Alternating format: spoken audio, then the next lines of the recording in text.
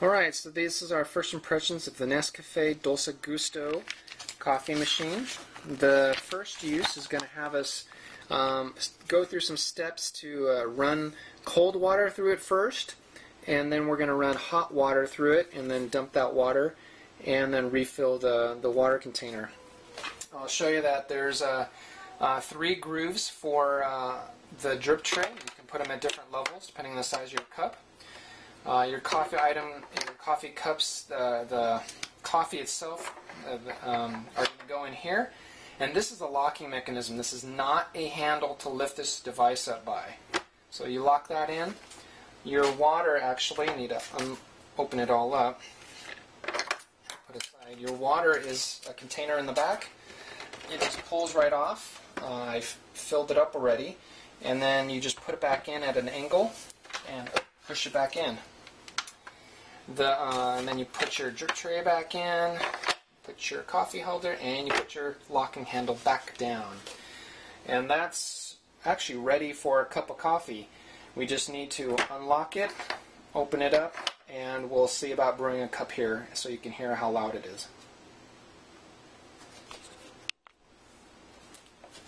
Well, this particular one came with a sample box of these different flavors here. There's a variety pack, as well as on the inside of the box is the instructions for each one, because they each have slightly different ways of brewing.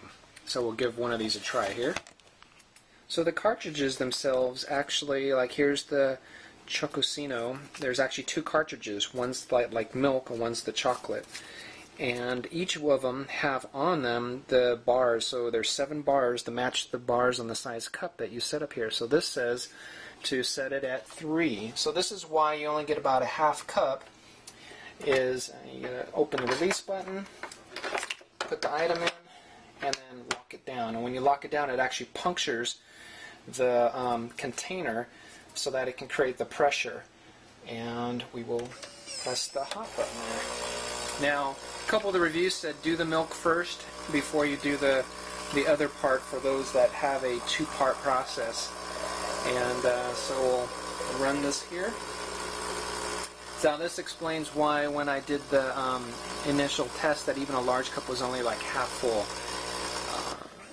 Alright, so that part's done. I have to wait till that stops blinking red. Okay, it's green, so then I can release it.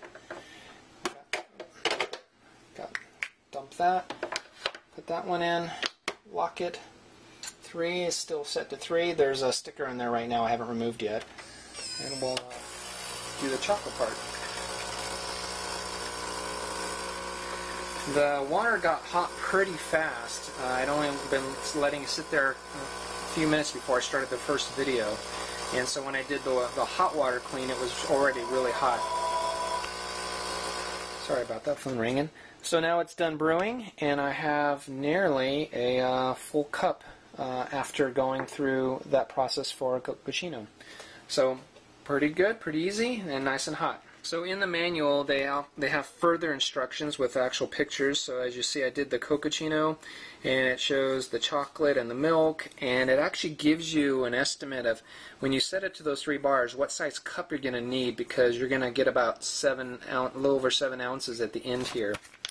There's also instructions for cold drinks, so you can do cold drinks and some teas with the machine. It doesn't look like these use the standard, I think they're called Krups cartridges. You have to use the Nescafe cartridges only. So, and then there is another sheet that it came with that has some troubleshooting steps in case like it stops flowing. It kind of explains what might be happening there and some steps you can go through to troubleshoot. So hopefully we don't have any issues with it. We won't need this page, but it's good to keep a hold of in case something happens. My wife's first response when she saw I got this in the mail, because it came into some huge boxes, is where the heck are we going to put it, since we have kind of a small kitchen. And it might look kind of big. As you see, my dish drainer is right next here, and it's taller than that. But then you turn it sideways, and hopefully you can see it's kind of thick, but it can go up against the wall if you need to, and it's kind of out of the way in place of, such as I have back here my flour containers and whatnot. So you could squeeze it next to one of those and have a place where this sits on your counter. I think it looks nice, and the cup of cappuccino I just made was pretty tasty. Lastly, the instructions say the drip tray, the capsule holder are not, or the drip tray is not dishwasher safe. The capsule holder is, but really most of these things you should clean by hand and wipe down that way. If no liquid comes out, some more troubleshooting steps even in the manual. So a good coffee maker, and hopefully we'll get some pricing on the actual coffee itself and see how it compares with competitors out there and if it's worth the cost or not.